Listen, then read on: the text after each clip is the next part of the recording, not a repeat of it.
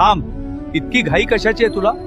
ज्या उत्तरासाठी तू तळमळतोयस तेच उत्तर देण्यासाठीच मी आज इथे आलो आहे.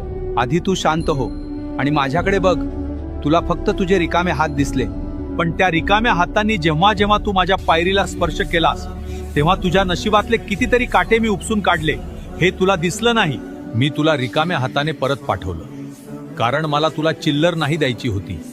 मला तुझी पात्रता इतकी वाढवायची होती की त्यात माझं यश मावेल. जर मी तुला पहिल्याच दिवशी सर्व दिलं असतं तर आज तू माझ्या दारात नसतास. तुझे पाय मातीला लागावेत, तुला माणुसकी कळावी म्हणून मी तुला इतके दिवस फिरवलं.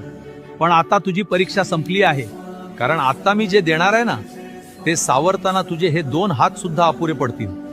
धीर धर, तुला फळ गोडच मिळेल. आणि एक गोष्ट लक्षात ठेव, सदैव श्री स्वामी समर्थ नावाचा जप करत राहा. भिवू नकोस, मी तुझ्या पाठीशी आहे.